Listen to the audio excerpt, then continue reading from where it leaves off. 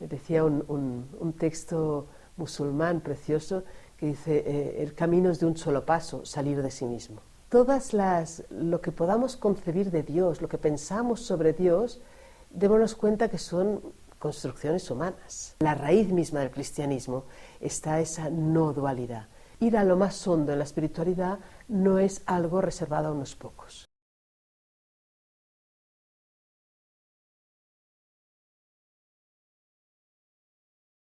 Para entender esa no dualidad, tenemos que entender qué es lo que entendemos por dualidad. Y la dualidad es esa separación que hacemos todos los vivientes con la realidad desde nuestra mirada necesitada. Clasificamos, cogemos esa distancia del sujeto hacia un mundo que depredamos, mundo que lo configuramos a nuestra medida. Nos separamos de ese mundo desde el punto de vista de nuestras necesidades, poderlas satisfacer, poder comer, poder procrear, poder defendernos. Todo eso va creando la situación nuestra normal de nuestra cotidianidad, que aquí estoy yo, y aquí están los otros, aquí está el mundo. No me vivo uno con todo eso.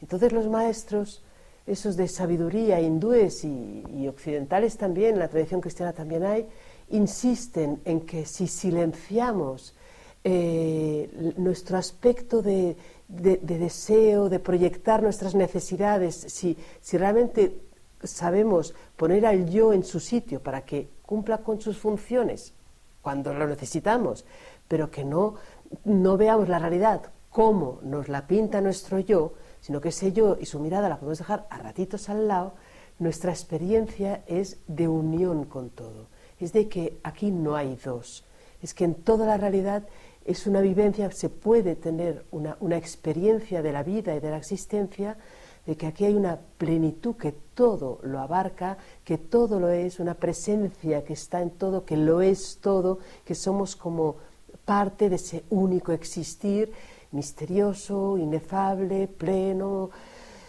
etcétera, experiencia de plenitud en la que no somos dos, todo es uno, entonces tampoco podría hablarse de un Dios allá, ¿no? Sino Dios sería, en todo caso, esa experiencia de plenitud que está más allá de las palabras.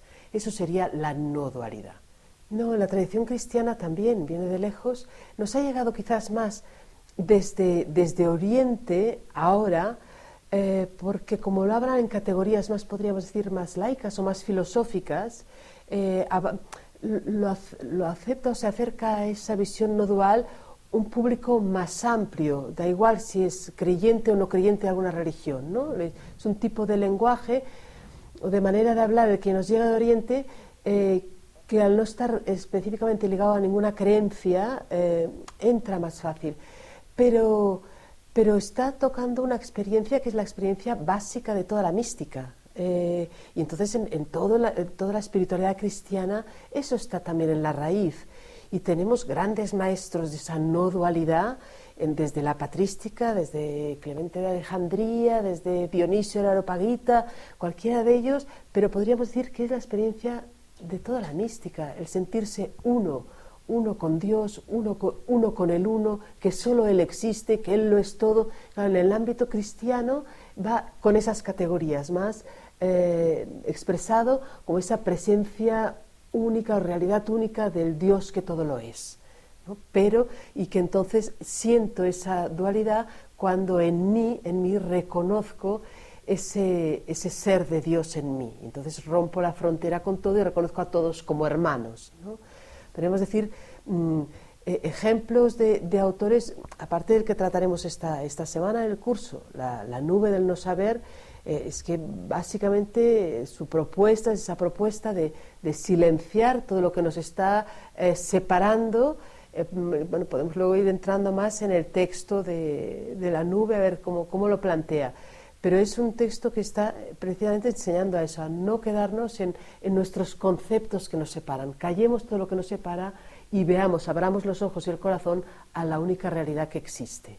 Qué más unicidad que la que proclama Jesús cuando dice el Padre y yo somos uno, y cuando está enseñando decir que seáis uno, cuando está deseando a sus discípulos que seáis uno con el Padre, como el Padre y yo somos uno. Para mí es que en la raíz misma del cristianismo está esa no dualidad. Y no dualidad no quiere decir no quiere decir más que dejar nuestro pequeño yo a un ladito. O sea, que nuestro pequeño yo no sea lo que, y sus exigencias, sus demandas, no sea lo que invade toda la escena. A la que hacemos ese gesto, podríamos decir, de muerte al yo, que esas palabras ahora nos suenan un poco así, ¿no? Pero de domesticar ese yo, que no lo invada todo, que es lo que enseñan los maestros, es que ya es cuando ves la cara del hermano, ya puedes hablar de esa no dualidad con el otro, ¿no? O sea, la dualidad la crea el ego, la crea el yo, de esa dominancia de todo, ¿no? Entonces, por eso dices, aparta un poquito de eso y puedes entonces seguir los pasos del maestro, ¿no? Empezar a saber si Dios y yo somos uno o no. Es lo único que molesta. Decía un texto musulmán precioso que dice, el camino es de un solo paso, salir de sí mismo. Sí, el texto se llama La nube del no saber y es una llamada a la ignorancia de las tonterías. Dice, ignoremos las tonterías que sabemos, ¿no? Es un poco esa idea para realmente conocer de verdad. O sea, el mensaje de ese texto, es decir, lo que podamos concebir de Dios, lo que pensamos sobre Dios, démonos cuenta que son construcciones humanas. Y si nos aferramos a ellas pensándonos que ese dedo es la luna, ¿no? Nos quedamos mirando al dedo, nos quedamos en nuestras categorías y no podemos girar los ojos hacia la luna, ¿no? Dice, el mensaje del texto es decir eso, dice, date cuenta de que no sabes, que todo eso es tu no saber, no es conocimiento, es ignorancia. Entonces, atrévete a ocultar, a tapar toda esa ignorancia, como si pusieras una nube en eso, deja todo eso aparte, como si le pusieras una nube encima, y así intenta dirigirte con todas tus capacidades hacia eso que no conoces y que sabes que no conoces, abriéndote ahí, no aplicando tus categorías, tus saberes. Igual podrás recibir noticia de la gracia, puedes recibir esa noticia de esa existencia, ese Dios desconocido que no es el Dios de nuestras categorías. La nube de no saber es un texto muy práctico y por eso pega fuerte, por eso está de moda, por eso se reedita, porque insiste solo en qué es lo que no hay que hacer, darle vueltas, pensar, meditar mucho, Dios es bueno, Dios está, porque no hacemos más que movernos en nuestro mundo de pensamiento, ¿no? Entonces, orientación práctica. Haz todo el esfuerzo que puedas por tomar conciencia de que existes, de que eres, de la existencia que está vibrando en ti y que no eres tú, nada de todo esto lo has construido tú, nada de todo esto te lo has dado tú.